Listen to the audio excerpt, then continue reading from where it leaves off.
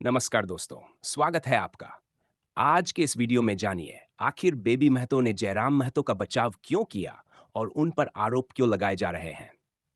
पूरी कहानी जानने के लिए वीडियो अंत तक देखें। और रही बात आप अभी जो दीदी के बारे में बोल रहे हैं, जिन्होंने एफआईआर करने के लिए जो गई है, तो आप एक बात देखिएगा कि वो टीका टिप्पणी उनके ऊपर किया जा रहा तो वो एफआईआर करने गई है। अच्छा चीज़ है, जाना भी चाहिए अगर टीका टिप्पणी होगा तो। लेकिन ये चीज़ सोचना पड़ेगा। आप देखिएगा कि एक न्यूज़ चैनल में वो खुद व्यक्तिगत गई थी, खुद व्यक्तिगत जा करके जयराम महतो के बारे में बोली थी। वहाँ ये भी बोली थी नेत्री के जेल कैम्प का नेता, जेल कैम्प के नेत्री लोग सुई भोगा के घर में घुस के सुतल है बिना मतलब का। तो ये व्यक्तिगत तो गई थी ना व्यक्तिगत।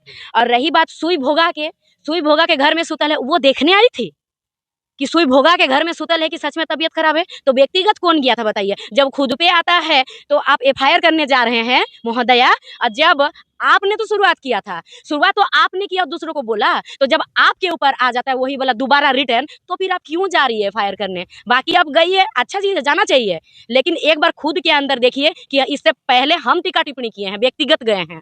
जब यहाँ पर दो समुदाय का बात हो रहा तो आपको व्यक्तिगत जाके टीका टिप्पणी नहीं करना चाहिए था।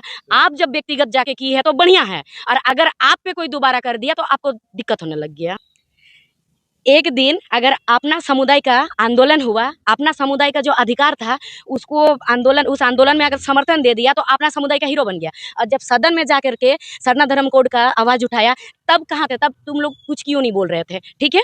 उसके बाद जब जादूगोड़ा का कोई आज तक कोई विधायक नहीं उठाया था, सब सुतल थे, तब आवाज उठाए, तब आप लोग कहाँ थे, तब क्यों नहीं बोले। मतलब सबके लिए करो, ठीक है, सबके लिए करते जाओ, मरते जाओ, खुद के लिए कभी कुछ मत करो। जब अपना समुदाय के बारे में एक दिन खड़ा हो गया और एक ही दिन खाली वहां पर समर्थन दे दिया तो बहुत दिक्कत हो गया। मतलब यही हुआ ना, तुम सबको पालो पोसो, खुद भूखे मर जाओ।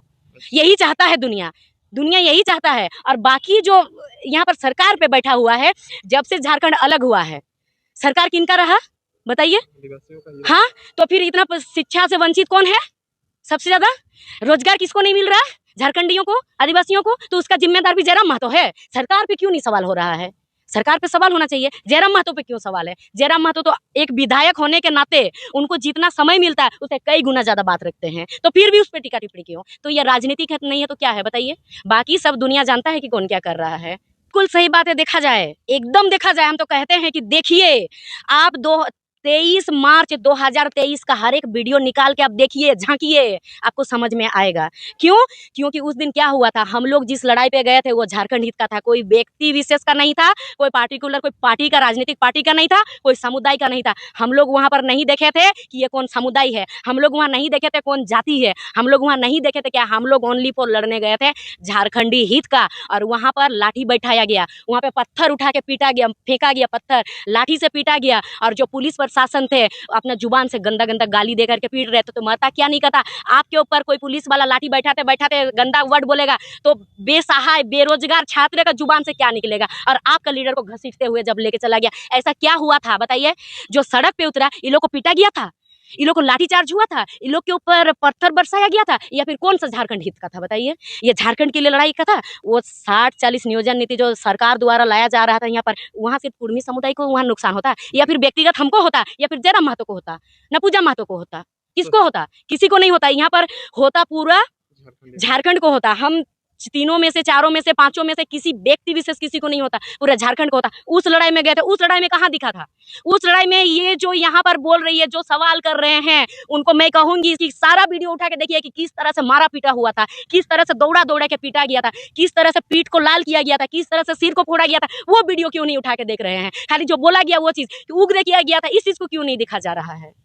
मतलब वो झारखंडियत की लड़ाई थी, झारखंडियत की लड़ाई थी, और मारा जा रहा था, पीटा जा रहा था, नहीं देखा जा रहा था कि सामने लड़की है, नहीं देखा जा रहा था सामने बच्ची है। और आज जो सवाल उठा रहे थे वो उस दिन क्यों नहीं दिखे थे उस दिन। आज जो इतना यहाँ पर निकल रही है और सवाल कर रही है, वो लोग उस दिन क्यों नहीं थी वहाँ। हम लोग से तो उम्र में बहुत बड़ी है, हमसे बहुत बड़ी है। एक जन तो है मेरी माँ की उम्र की है, 37-38 साल हो रहा है, मेरी माँ की उम्र की है। और एक जन दीदी लगेगी, दीदी उम्र जैसे है मेरी, मेरे से बड़ी है। तो ये नहीं कि वो लोग दूध पीती हुई बच्ची है, मेरे से छोटी है, छोटी नहीं है, बड़ी है बहुत। तो उस आंदोलन में क्यों नहीं दिखी थी, क्यों नजर नहीं आई थी, कहाँ गई थी, ये हम भी तो सवाल करते, कहाँ गई थी। सही बात है, सवाल तो होना चाहिए। बिल्कुल सवाल होना चाहिए, तब कहाँ गई थी। और अभी जो छात्र को लेकर के अभी इतना सरकार द्वारा रद्द किया गया वैकेंसी, अब कहाँ मर चुकी है, अब क्यों नहीं निकल रही है। यहाँ पर बरगलाने का काम कर रही है और जो आदिवासी मूलवासी पूरा झारखंड का जो समन्वय बन रहा था, इस समन्वय को तोड़ने का काम कर रही है। रणनीति तो हो रही है कि जयराम महतो को डैमेज करने का, लेकिन एक बात याद रखिएगा, जिसका जितना विरोध होता है, अभी जयराम महतो के अंदर वो सहनशीलता ये लोग पैदा कर रहे हैं ना, जो कि एक मुख्यमंत्री के अंदर भी नहीं होता है सहनशीलता। मुख्यमंत्री का अगर इतना विरोध होता है ना, तो तुरंत लाठी बैठता है, लाठी चार्ज होता है, लेकिन जयराम महतो का खुलेआम विरोध हो रहा है, एकदम मौन है। वो मौन है, मतलब वो धैर्य बना के रखें कि करो जितना विरोध करना है, लेकिन उनके अंदर जो धैर्य शक्ति बढ़ रहा है ना, यानी कि इससे ये प्रतीत होता है कि नियति उनको अभी इतना जो मुसीबत झेल के पार करा रही है, यानी कि आने वाला दिन में वो मुख्यमंत्री, निश्चिंत रूप से वो मुख्यमंत्री। आदिवासी विरोध नहीं कर रहे हैं, कौन कर रहा है विरोध? व्यक्तिगत 3-4 आदमी अपना राजनीतिक चेहरा तो वो चमकाने के लिए विरोध कर रहे हैं। लाखों की संख्या में जो भीड़ उमड़ रही है, उन लोग तो एक आदमी नहीं है, लाखों की संख्या में आ रहा है। जो भीड़ उमड़ रही है, वो भीड़ को तो ये भी बेचारे लोग को नहीं मालूम है। अभी अभी आपको बोले थे कि रामगढ़ में जिसका मुआवजा सुबह दिलवाते हैं, शाम को उसको विरोध में निकाला जाता है, यानी कि उसको पूरा जानकारी नहीं है। अच्छा। आप देखे होंगे रामगढ़ का एक बच्चा माफी मांग रहा था, हाँ। यानी कि उसको भी पूरा जानकारी नहीं था। आप 2 दिन पहले का देखिएगा कि जमशेदपुर में एक आदिवासी परिवार का ही अस्पताल में मुर्दा को लेकर के वहाँ पर बिल, जब तक वो लोग पैसा जमा पूरा नहीं कर रहे थे, वहाँ डेड बॉडी नहीं दिया जा रहा था। वहाँ खड़ा वो लोग मदद मांगने किससे आए? जेल कैम्प से आए। तो फिर कैसे यहाँ आदिवासी विरोध नहीं कर रहा है? विरोध सिर्फ 2-4 चेहरे कर रहे हैं और बाकी सबको इस्तेमाल कर रहे हैं। जेल कैम्प को कोई फर्क नहीं पड़ेगा इस सबसे? बिल्कुल नहीं पड़ेगा, बिल्कुल नहीं पड़ेगा फर्क। जितना विरोध करना है करिए, सबको सब स्वतंत्र है, जितना जो करना है करिए, जितना विरोध करना है करिए, बिल्कुल कोई फर्क नहीं पड़ेगा। लेकिन उम्मीद यही करेंगे कि झारखंड हित में काम करिए, आदिवासियों का हित में काम करिए और वो लोग को सही ज्ञान और सही नॉलेज बताइए। जो लोग बकई में नहीं जान रहे हैं इस चीज को, सही चीज बताइए और लाइए, तो देखते हैं कितना लोगों को आप सड़क पे लाएंगे, तो तब मान जाएंगे हम लोग। सही चीज बता के लाइए। जयराम महतो का विरोध करेंगे बोल के आने से नहीं आएगा उन लोग। सही चीज बता के लाइए, झूठ चीज बता के मत लाइए। कुर्मी एक दिन रेल टेका कर दिया तो उन लोग को बड़ा दिक्कत होने लगा कि उसके बाद वो लोग आ रहे हैं यहाँ पर। कुछ लोगों को 2-4 गिने चुने, बाकी सब भोले भाले हैं, बहुत अच्छे हैं।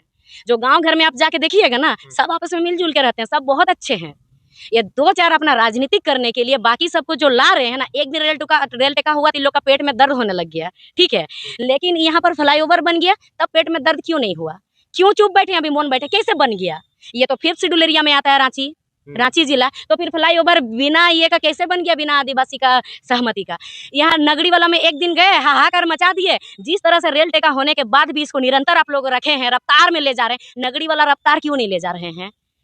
रफ्तार वो वाला ले जाते तब हम मानते कि बकई में आप आदिवासी हितैषी हैं। अगर आप उस चीज को लेकर के अभी आप सड़क पे उतर रहे हैं, निरंतर हैं, तो आप राजनीतिक कर रहे हैं। आदिवासी हितैषी अगर हैं तो वो वाला निरंतर रखें, तब मानेंगे कि आदिवासी हितैषी हैं। पार्टी का फंडेड आदमी है क्या? आपको क्या लगता है? देखिए, प्रतीत तो यही होता है, दिख तो यही रहा है।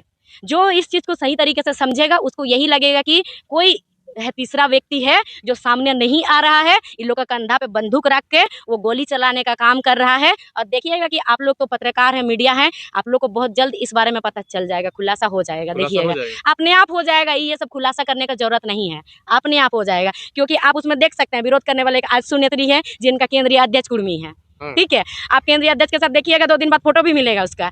और एक नेत्री है जो कि जेल कैम्प में थी, जेल कैम्प ही उसको नेत्री बनाया है। और एक है जो कि अपने आप को आदिवासी हितैषी कहते हैं, इधर फ्लाईओवर भी बनने दिए, कुछ नहीं उखाड़ पाए। इधर नगरी में रिम्स 2 बनने जा रहा है, वहाँ भी कुछ उखाड़ नहीं पा रहे, तो कुर्मी का पीछे लगे हुए हैं। अच्छा, ये राजनीति हो रहा है, बाकी को बहलाया जा रहा है।